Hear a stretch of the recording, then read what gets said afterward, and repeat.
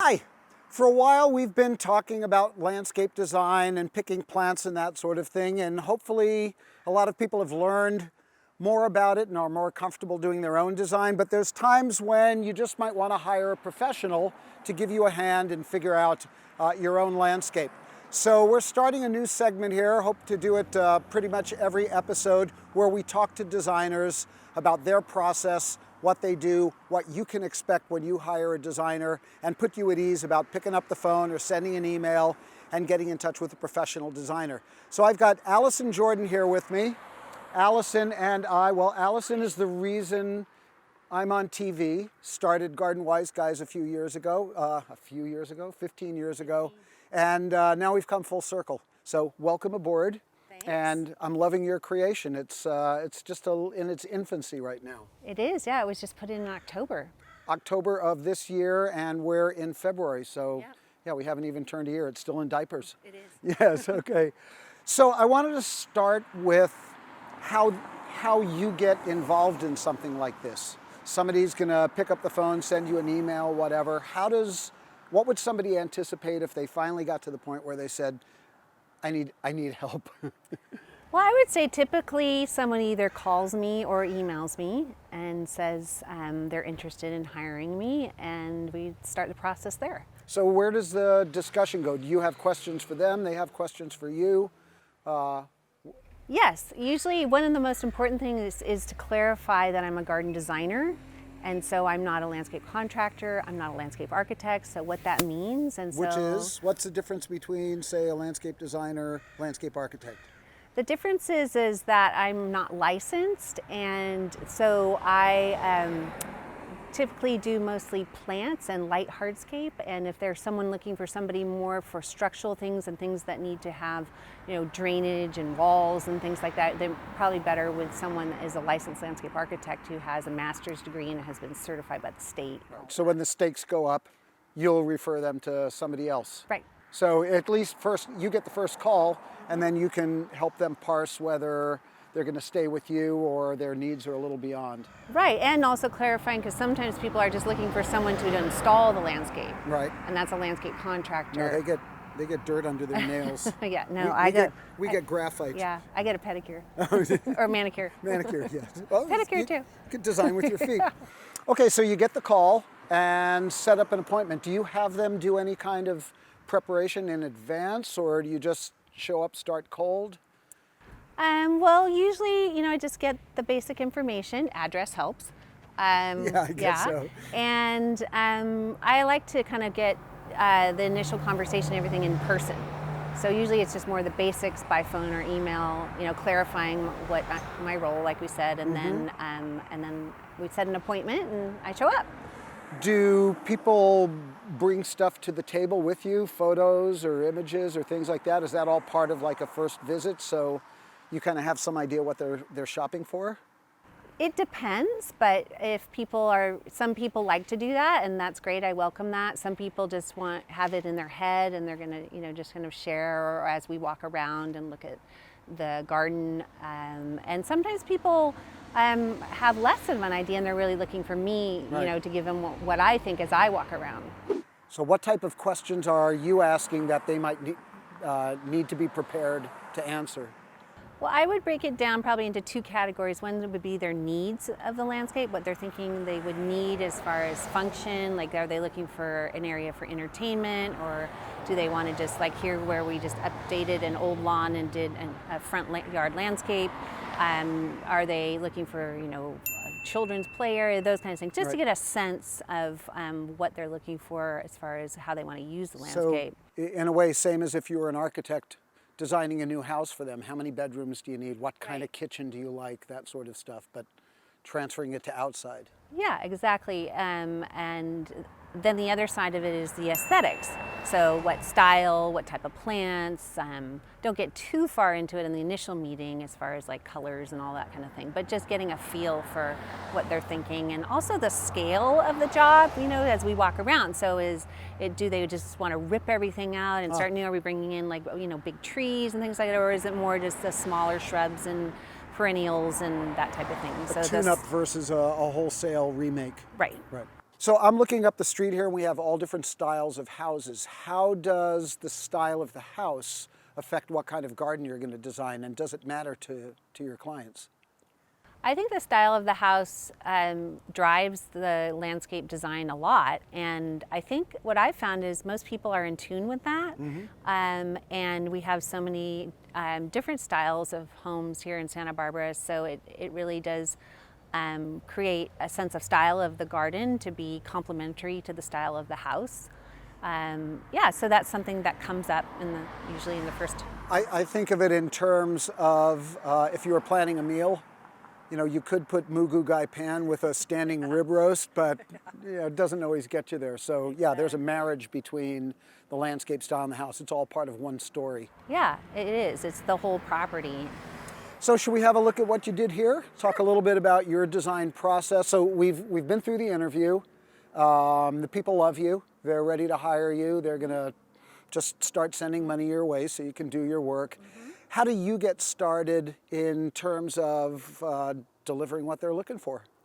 Well, I will email them a proposal, and in the proposal I outline all of my tasks, and I have it line item by task. So that includes the initial site evaluation, the plant list development, obviously the design, creating meetings with clients, the deliverables, which is the final plan with the plant list and specifications and everything, so that they can then give that to somebody. So they can understand why you're charging them $150,000 for your design services.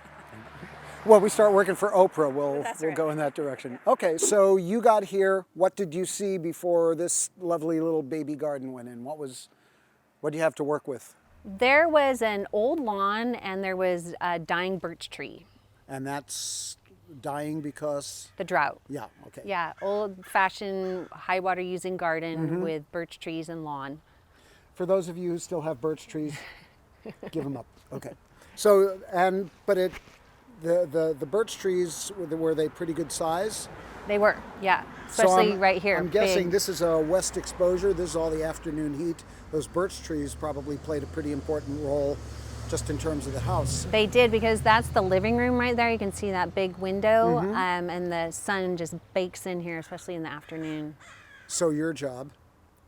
Provide something screening. Okay. And we had, so it was lawn, birch trees. I'm seeing a big shrub over that way that's still there. That looks like it's got some historic value, so decided to keep that. Yeah, the Rhaphiolepis.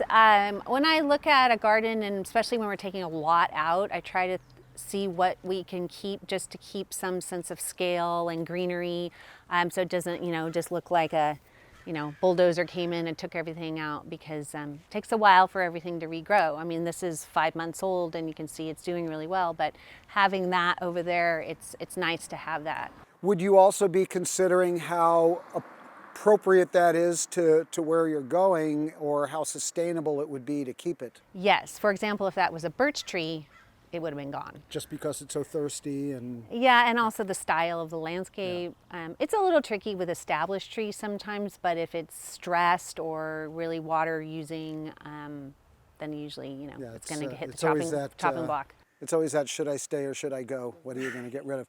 I see a adorable, if I can use that term, little creek bed running through here. And aside from looking nice, I'm guessing you got something to say about it. So why don't we go over, bring our kayaks and our canoes, and do some whitewater rafting. So we're here at the headwaters of the Colorado River, heading down toward the Grand Canyon. And Alison, tell us about this. What's it here for, other than just looking nice?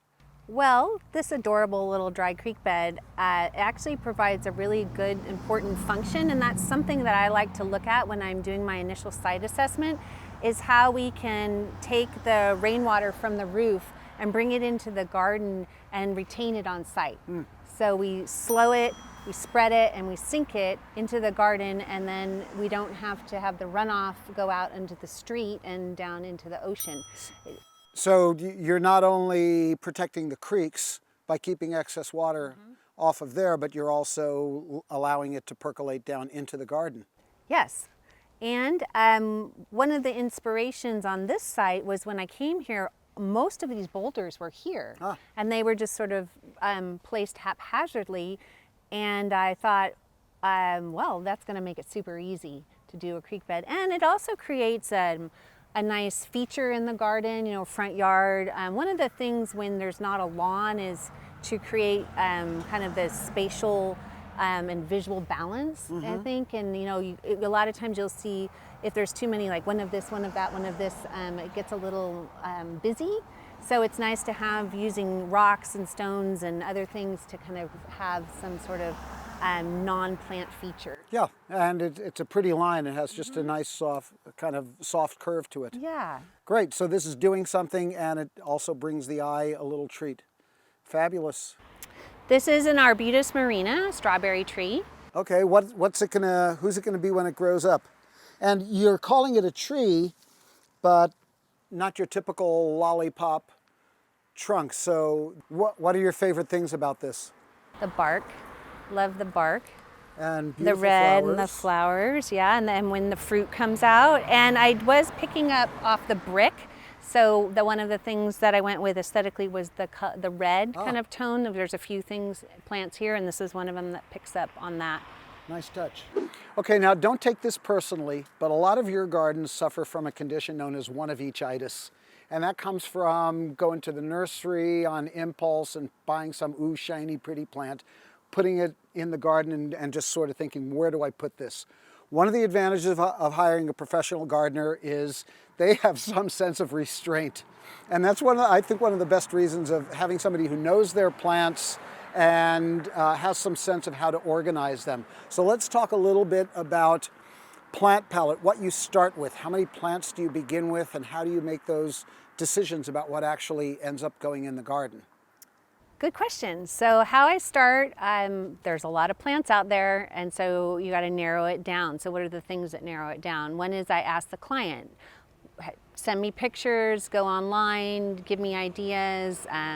The Waterwise plant website, it's a great place to start. Other sites, or just going around town and take a little picture, you know, with your phone. So but not while you're driving with one hand out the window. Right. Just a little caution. Right. Yes.